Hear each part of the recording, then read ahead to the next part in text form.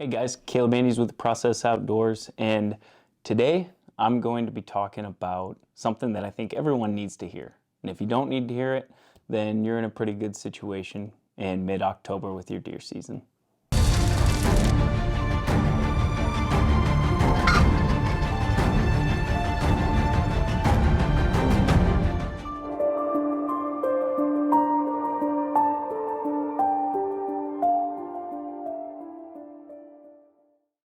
So what is the situation right now?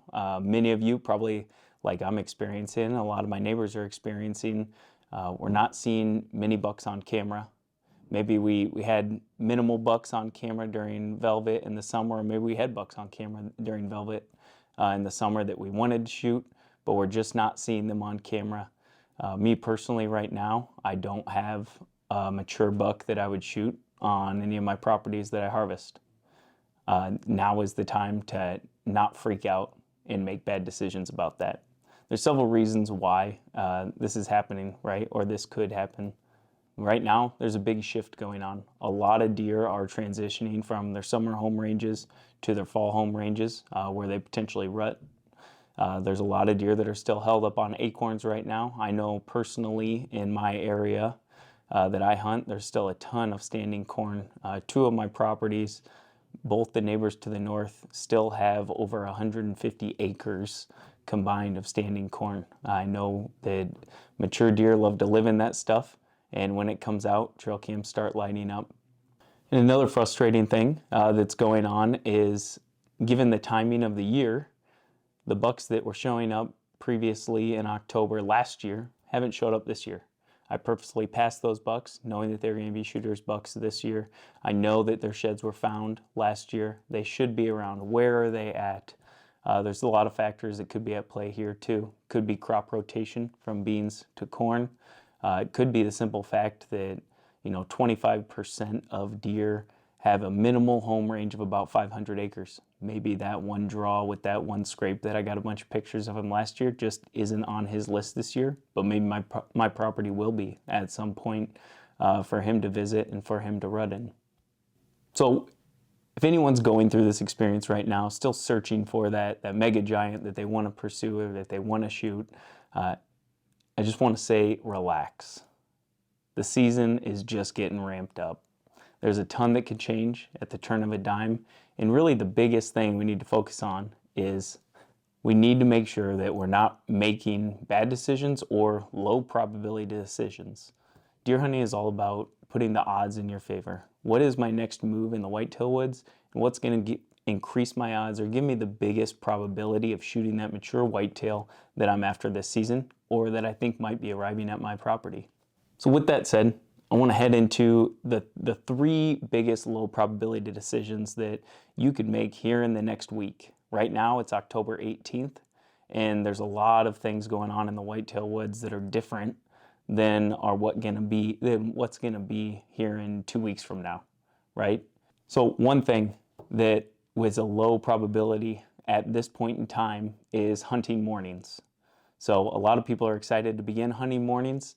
Hunting mornings in October, especially early to mid-October, is technically something that has low probability in the whitetail woods. Those bucks are getting back to bed before the sun comes up, before it gets light out. They just really haven't made that transition into moving during daylight in the mornings. The real risk here is if a buck is in bed or you're walking in and you bump them out of food or in some timber, that is worst case scenario. You lead them on to your presence, and I know it can be super tempting where the buck that you've been waiting for shows up over a scrape on a trail camera an hour before daylight. Okay, well maybe tomorrow he'll be there an hour later and it'll be daylight. Should I go in and hunt him? The probability of that happening at this date, October 18th, or for the next foreseeable week is still fairly low. Likely that buck is continuing to make his rounds in the dark, anticipating here in the next couple weeks he will begin showing in daylight. Number two, low probability decision that will negatively impact your future hunts come November or come the very later end of October is diving into your best spots. Diving into our best spots are our best spots because we leave them alone for rut. right? They're rut funnels, they're thickets, they're where the bucks cruise downwind of doe bedding areas. Historically, we have our best hunts in those areas because we leave them alone until the time is right. At this point in time, the bucks simply are low on the chart as far as daylight movement. The odds are they're already stationary, they're waiting for you. You're not going to get much movement out of them in daylight, and diving into your best spots only going to ruin future hunts. And really, the biggest thing is by diving into your best spots, typically those are deeper into your parcel, and you are walking through your parcel and leaving your ground scent on the ground or projecting your wind across other bedding areas or other areas of your farm. I've seen from personal experience that those mature bucks that we go after, they have an uncanny ability to be able to smell your boot tracks even 24 hours later, 48 hours later, and they know of your presence and will actually bug out for a certain amount of time. The last thing you want to do is travel the expanse of your property right now for a low probability hunt, even in your best spots, because bucks simply aren't moving in daylight on October 18th or really for the next week. And that kind of leads me into number 3 of low probability decisions we should probably stay away from here in the next week in our current deer season, and that is hunting too much. I know that the excitement of deer season is upon us. Maybe we hunted a few times in early season and we had some great sightings because those bucks were still in their summer feeding patterns. Maybe some bucks are showing up on trail cam in the middle of the night, and maybe we just want to sit this stand because we think it's a low impact stand, or we can catch them this one last time showing up in daylight, even though they haven't showed up in daylight for a week. But what if today is the day? And what if I am the trail camera, I can see across the field and I see a new area where he's coming out and there's not a trail camera there and I can make a move on him? I personally get caught up in these thoughts. It's literally what I think about all day long. But the fact of the matter is the more that you hunt now in a low probability time to shoot a mature deer in October, the less opportunity you're going to have when bucks, especially mature bucks, historically and backed by data, move during daylight. If you're putting your scent, your boot tracks, your presence on your property, there's clear data that shows that those bucks are going to avoid those areas. It's all about ensuring that you have high probability hunts. And one way to absolutely destroy that is to spend too much time on your property for low probability hunts. So I suggest not hunting too much on low probability sits.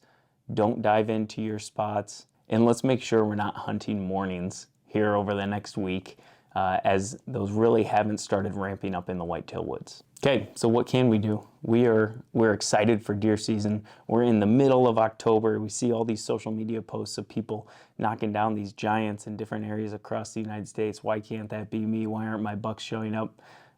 Here I'm going to lay out 3 things you can do, really to either stay in the game or keep yourself in the game even longer into the season. And really the first one is key in on weather. It's not an absolute no to stay out of the woods, in my opinion, over the past week, and honestly throughout this whole video, take my opinions for what they're worth. But we need to be picking our sits pretty selectively. And one tried and true way to do that is to play the game based off weather, right? Even if it's October 18th or October 19th, and we have a big cold front that comes through where there's about a 10-degree temperature drop or greater, or the temperature's several degrees under the average temperature for this day historically, and we have that big barometric pressure spike, regardless of the date during the season, I suggest getting out in the stand. It has to be pretty impactful weather front, though, over the next week. And right now, looking at our forecast, I don't really see that in the forecast. I see lower barometric pressure. I see temperatures that are above the average, and really it doesn't spur much encouragement or raise the probability that a mature deer is going to move in the daylight. But if you do, or you are in an area that has a cold front coming or a front coming, and you have a bead on a low intrusive spot or maybe an active scrape on your property, it might be worth a sit. But one, and not in the morning at this point in time, would be my suggestion. Obviously, you've had several experiences on your own property and can make the decision for yourself. Second, number 2 is kind of bleeds and meshes with what I talked about with number 1, and that is hunt the fronts or watch the weather. And it is manage your trail camera data. Look at your trail cameras and understand what they're telling you. Maybe go back in time from last year or the year before and understand what the bucks were doing during that week from your trail camera pictures, specifically your mature bucks. They'll typically follow annual patterns year over year and operate the same way in the same week time frame on when they start to daylight, or when I don't get any pictures over scrapes, or when the scrapes are super hot. Manage that trail camera data and watch the data come in and act on data. Your probability of harvesting a mature deer is very dependent on how much data you have and stacking those odds in your favor. If you're getting daylight pictures of a mature buck over a scrape, even if it is October 18th, and the weather aligns and you have a great spot set up and the wind direction supports it, I would be diving in 100% to go after that deer. But we have to analyze the sits that we want to sit and not just go out there on a warm day hoping that maybe something will show up on the trail camera for the very first time and you'll be there waiting for him because I have the opportunity to hunt. It's okay to skip hunts. It's okay to skip an opportunity to go hunt, because there is, at a certain extent, where you can kill the deer from the couch. Hunting pressure is so key to harvesting a mature buck, and we need to continue to pick the right sits that we're going to hunt. And number 3 thing that you can do is relax. The bucks are currently going through, as I mentioned earlier, a big shift from their summer feeding patterns to their fall home ranges. And in between that time is this awesome crop called acorns, especially in our area in Iowa. They're transitioning. They're going through a shift. If you're not getting pictures of bucks where you were in the summer, or you haven't started getting picture of bucks where you always get them during rut, there's this transition going on. Like I mentioned earlier, the home range of a mature buck is at minimum 500 acres. I personally hunt properties that are 40 to 60 acres. So if you think about why aren't all the mature deer showing up, they could be just on the neighboring property or maybe 2 properties away by now, but very well shift over to my area the next night. The opportunity for them to shift is still there. So we have to remember, it's about to be a month-long grind. Relaxing right now, spend some time with family, load up those brownie points, and really prepare yourself mentally to grind through the month of November. Just because it's the rut doesn't mean that there's going to be a mature buck behind every tree. You're going to have to put some time in the stand. Deer significantly move more in the month of November and December, but it doesn't mean that it's not going to be a grind. Take some time off right now for the next week if the weather doesn't align, if the trail cam pictures aren't showing daylight movement of target deer, or if they're not showing any target deer at all. It's okay to take this time off.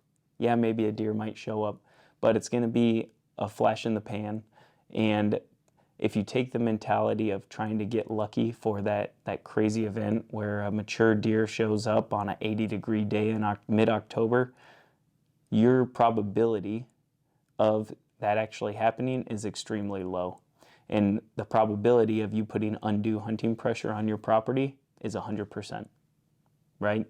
So take the time now, relax, keep an eye on weather, keep an eye on your trail camera data, understand that the deer are in this big transition period between summer and fall home ranges, and be ready for the whitetail woods to unleash here in a couple weeks. And we're all going to need all the mental toughness that we possibly have to grind our way through November and execute the sits that we need to.